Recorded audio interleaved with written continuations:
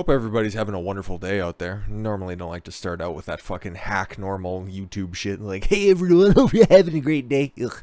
No, there's not really a whole lot going on today, which is kind of nice, and hopefully everybody's enjoying the first day of the long weekend. And I don't know about you guys, but I had a nice sleep, woke up nice and early, got in a great arm day, and yeah, took a look at the news and realized that, hey, nothing catastrophic's really happening today. It's just your same fucking typical politicians lying, cancel culture crap that we need to call out. But outside of that, everything seems to be on the up and up. So hopefully that is a continuous thread that runs throughout the long weekend, and you guys can all, you know, just have a nice fucking 3 days off from the same old regular horseshit. But hey, you know what? At least a little bit of stuff is happening. So you got the Pentagon here. You guys remember Joe Biden said that my administration, man, is going to be the most honest and transparent of all time.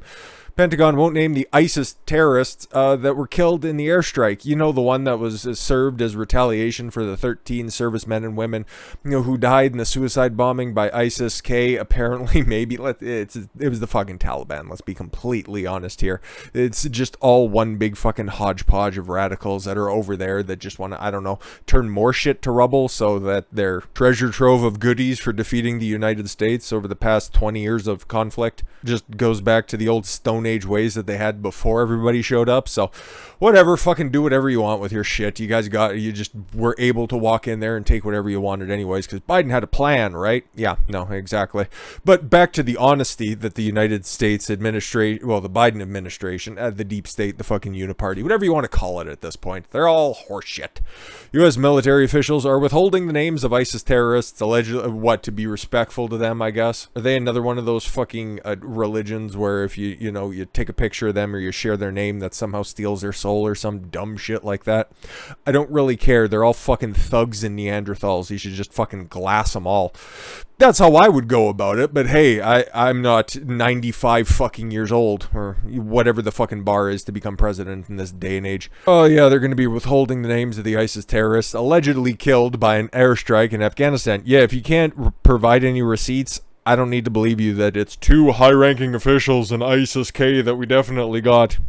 Pentagon spokesperson John Kirby twice on Friday declined to provide identities of the terrorists who said were killed in the strike. Just know that they're a high priority, and just believe us and don't ask any more questions. You get out of here. Next question. Actually, you know what? Better yet, I'm going to get out of here. Yeah, fucking open and honest administration, right? I don't believe that we've refused to say who they are. And then he continued to refuse to say who they are. We haven't given you any names. Okay, we haven't refused to say who they are, and we haven't given you any names. Cognitive dissonance in the fucking negative degrees. Kirby told reporters in Washington, responding to a question about the terrorist names. We know who they are. You don't need to. And we're on a need-to-know basis, and it's a big club, and you ain't in it. Any more cliches anybody can think of. I think at the time we didn't release the names because we were in the middle of a very fluid threat environment. What's changed? He added. Let me see if that information can be provided now. No. Okay, cool. Next question. I don't know. I mean, we know who they are. You can keep saying things. You can't really just keep saying things and eventually they'll become true until you provide the receipts, okay? The Pentagon did not respond to a request for comment. The decision to withhold the identities has drawn some criticism by rational people. It's like, oh yeah, we got him. Who'd you get? Don't know. This is bogus. Why not release the names? Former Representative Jason Chaffetz of Utah said in social media, retired U.S. Army Lieutenant Colonel Brian F. Sullivan told the New York Post that the shielding of the names indicates that those who were killed weren't high up in ISIS. Pretty fucking obvious. Normally, if they get a high-profile guy like that, they name him. Yeah, remember when the ISIS leader was bodybagged by Trump? Well, his drone strikes. He didn't actually go over there and covertly kill him, even though that would make for a sick action film. But he was like, we got Baghdadi and he died like a dog. One of his best press conferences, and they are many. A strike on August 29 took place in Kabul, hitting a U.S. military described as an imminent ISIS-K threat to the airport there, which was helped by U.S. troops at the time. We are confident we successfully hit the target, like the science. Significant secondary explosions from a vehicle, indicated the presence of a substantial amount of explosive material. We are assessing the possibilities of civilian casualties, though we have no indications at this time. Yeah, but we definitely got them. Cool. Okay, yeah, so more lying. But whatever. Hey, they definitely got some terrorists, and they definitely won't have their spots in ISIS filled fucking immediately. Okay, moving right along. How about, okay, I know this isn't a necessarily popular topic on the channel. I can see the numbers and you guys really don't care about this fucking abortion bill.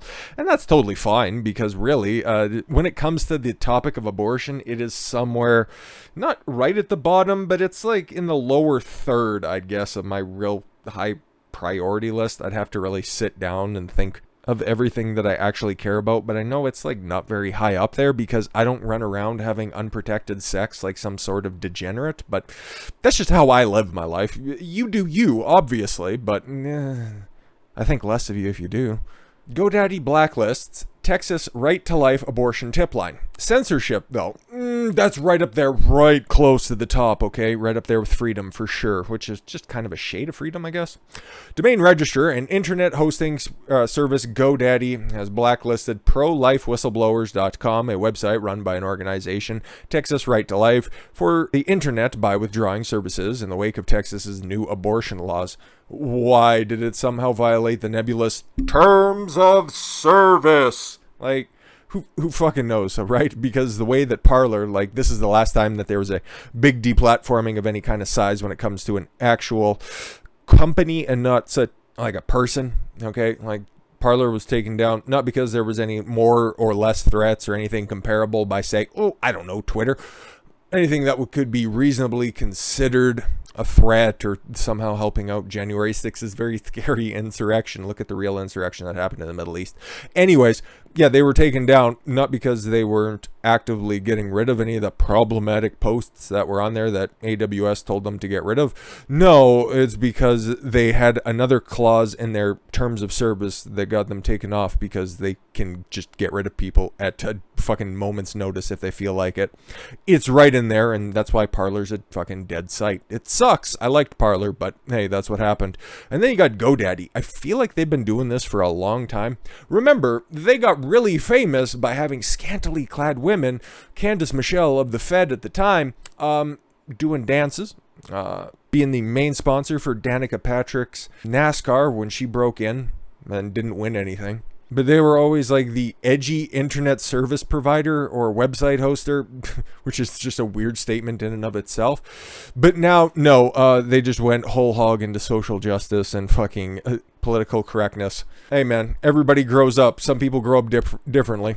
Texas's Right to Life website allowed users to report suspected abortions in the Lone Star State using a tip line. Okay. Texas recently passed a law banning abortions after 6 weeks of pregnancy that allows Texas citizens to sue anyone who aids and abets abortions after 6 weeks for at least $10,000. That's a little bit weird, but again, if somebody's doing a back alley abortion, you don't really, want that kind of shit to happen. There's those same tip lines. I don't know if there's rewards or anything. I'm sure there are rewards if you suspect your neighbor of fucking running drugs or some shit, or fucking operating a still in their backyard or in their shed. This shit is not uncommon for citizens to help out the police. And I have various levels of disapproval of all that kind of stuff. But if we're talking about killing an unborn child, I got some problems with that. That's pretty high if we go back to the list here that you can't really see because the camera only goes so wide. It's somewhere closer to the top, killing people. Yeah, that one's pretty high up there. And yes, at a certain point, a fetus or an embryo is a life. And 6 weeks, a heartbeat, sounds about right. Last night, we informed prolifewhistleblower.com they have violated GoDaddy's terms of service and have 24 hours to move to a different provider, the company said in a statement. Of course they did. Partner of Amazon. There it is. Who the fuck is shocked by that? Partner of Amazon, of course. GoDaddy is one of the largest providers of domain name registers and hosting sites in the United States. It previously deplatformed Gab. Oh, okay, that makes sense. The First Amendment friendly social network. Yeah, that's about the only one I use at this point. It's pretty good, but it's also very, very, very politically focused, and it is run by a total religious nut job. But hey, it's his site. He can do whatever he wants. pretty much keeps everything on the up and up. I think the only thing that's not allowed on there is porn, which is fine. There's like thousands and millions of fucking porn sites out there. You don't need it on your social media. You can just go over to Twitter. You might even be able to find some that are of the cheese pizza variety. Yeah. Fucking degenerate website. But other than that, it's a decent alternative for the time being. I don't know what happened to get her. It didn't really seem to kind of get off the ground, but nobody really expected it to do anything because whatever. But enough about that. We'll go back to this. Texas's Right to Life has reportedly found a new domain register. Epic. Yeah, okay, the same one that hosts Gab. That makes sense. Epic's kind of just the go-to place for everybody who was using Amazon, needed to get deplatformed, needed some new servers elsewhere. So it also found a new web host in DigitalOcean. Is that referring to Texas Right to Life? Yes, it is. Okay. Seth Dillon, CEO of the satirical website Babylon Bee, said it would donate $20,000 to the pro-life website in response to GoDaddy censorship. Yeah, again, this isn't some fucking brand new idea where, we're just going to get people to rat on their neighbors and for a cash reward. If you suspect somebody of doing something illegal, like to a certain degree, like if you're going to be ratting out your neighbors for not wearing their mask inside or having another friend over to come over and fucking visit. But I guess that's a situation that can kind of get hairy because like 7 weeks later, if something fishy, like if somebody comes in with a new pack of hangers, then you make another call, but you cross that bridge when you get to it. So the whole idea of, you're just getting people to turn on one another, if that argument, you hear it coming out of a leftist's mouth, ask them their opinion on the unvaccinated, because they'll just go ahead and they'll give you a totally different story because they have no logical through line. Moving right along, though. How about that upcoming California recall election? It looks like it's about a 58% that, at least by recent polls, that Gavin Newsom is going to stay in the governor's mansion. Now, if you take a look at other polls that are out there, or you just take a look through the past 5 years or so, that whole Democratic lean, that seems to be within about the margin of error, wouldn't you say? Kind of, you remember Biden was supposed to win Wisconsin, which he still ended up winning by 11,000 votes. Audits and coming up there, but he was supposed to win that. Some polls said he was going to win it by 17 fucking points. It ended up being a fraction of a percent, but hey, we're just dealing with like 8%. So it looks like the people on the election integrity side, the people that are like, voting ID is racist, even though I just got my voter card and for the snap election up here in Canada, the second dot on the fucking, I can even grab it here, just one sec. Trying not to dox myself, but it's literally the third dot there. Yeah, prove you are a Canadian citizen, be at least 18 years old, and prove your identity and residence. Yeah, so exactly. Yeah, so racist, though, up here in Canada. But yeah, that same group, now they want to audit to protect California recall against a cyber attack. Ooh, even though they're supposed to be using paper ballots, right? It's funny when the shoe's on the other foot, how quickly they're going to be, audits are great, and they're 100% necessary for a secure and honest election, and our democracy is number one important. It's like, yeah, how about when the other side calls for an audit? You fucking know the rigmarole. Cybersecurity experts are urging California's top elections officials to conduct an audit of ballots cast in a recall election to ensure no problems occurred. I'm totally on your side. You should definitely do this. Make sure that nothing on the up and up or everything rather, is on the up and up, and nothing funny is going to happen. Make sure all of the proper procedures are followed, because you wouldn't want a whole bunch of ballots coming from a whole bunch of different places. Not saying that's going to happen. Not saying that ever has happened. But you know what? Hey, we just want to go ahead and make sure that that is not a possibility. I'm totally on your side on this one. Depends on what you're going to be auditing. Recent disclosure of binary images of the Dominion voting systems. Weird how they just keep coming up. Election management system boosts the risk of nefarious actions against the state's election system. A group of experts warned in a September 2nd letter to California Secretary of State Shirley Weber. But I was assured that Dominion voting systems are the most secure ever. What's with this pivot all of a sudden? The software versions show and images are not the same ones as those used in California, but the difference are relatively minor. Oh, okay. Yeah, but it's going to be, trust me guys, it's going to be the most safe and secure recall election of all time. I've already been warned and told that that's going to be the case. The release materially elevates threats to the trustworthiness of the ongoing California recall election and the public trust of the election. We urge you to address the issue of taking one critical action, a statewide risk-limiting audit of trustworthy paper ballots. Indeed. Which can substantially mitigate these threats. Mustaq Ahmad, praise be to Allah, a professor at Georgia Tech's School of Cybersecurity and Privacy. Philip Stark, professor at the University of California's Berkeley Department of Statistics, and other experts wrote, I wonder what their opinions on the 2020 election say. I wonder what they were all about. Dominion, whose systems are used across more than half of the states in the nation, did not return request for comment. I wonder if they're going to take this one seriously. Oh, they're still fighting all of those defamation suits that they're definitely on the cusp of winning, right? Sure.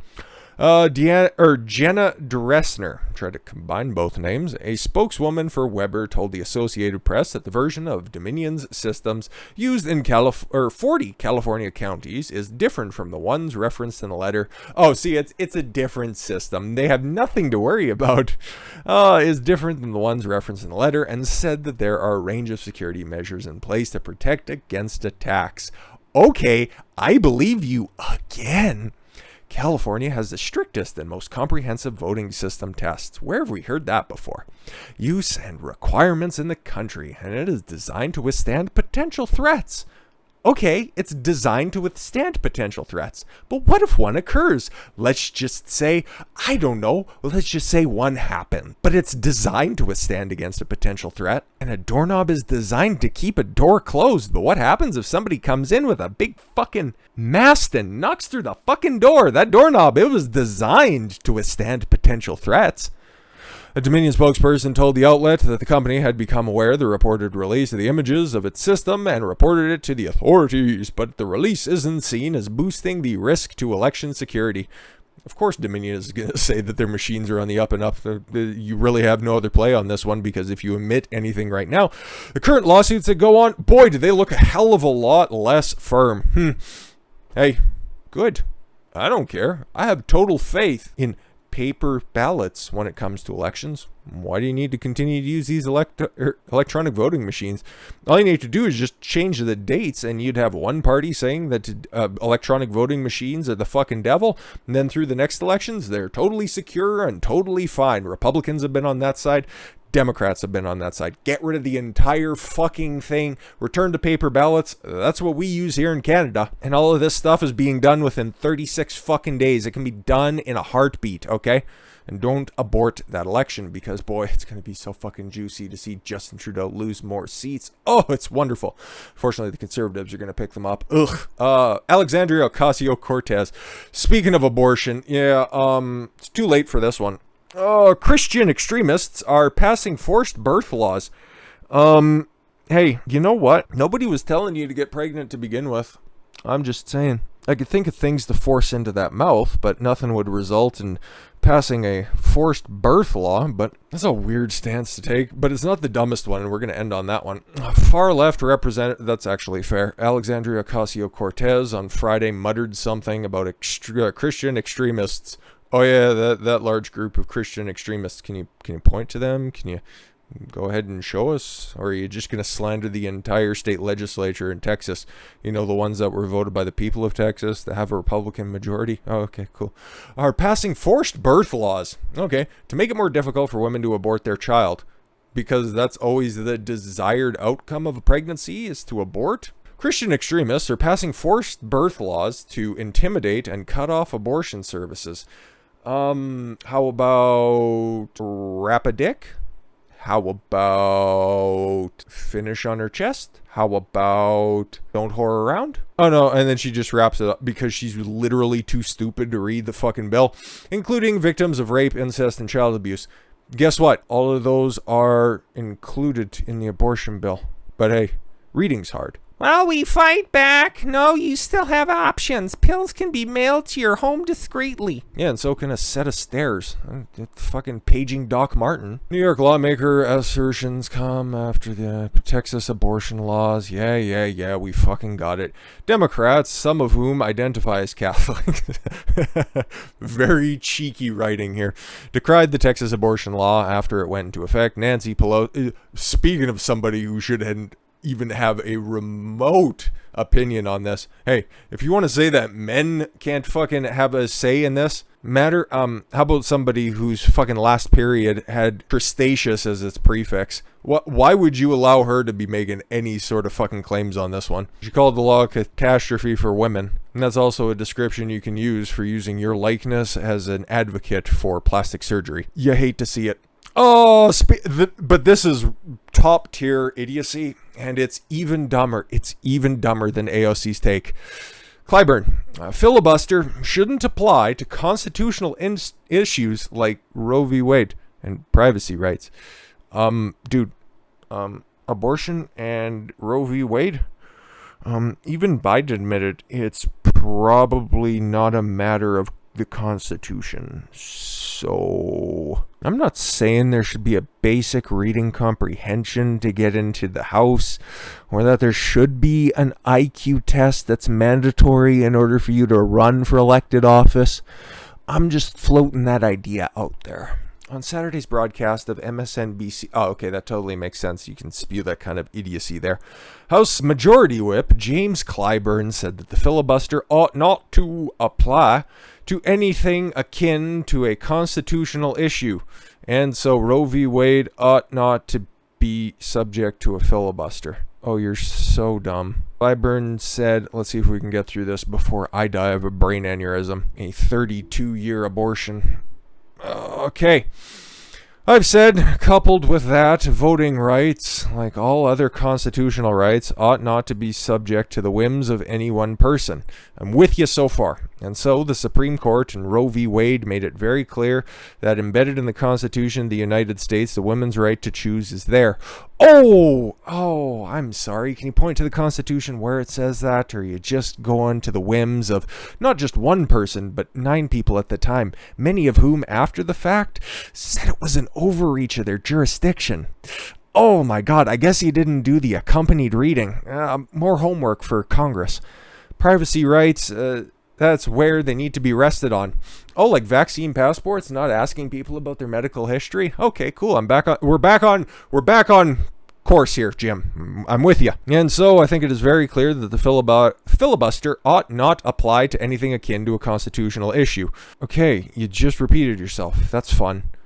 Because it allows one person to let his or her views take precedent over the Constitution of the United States.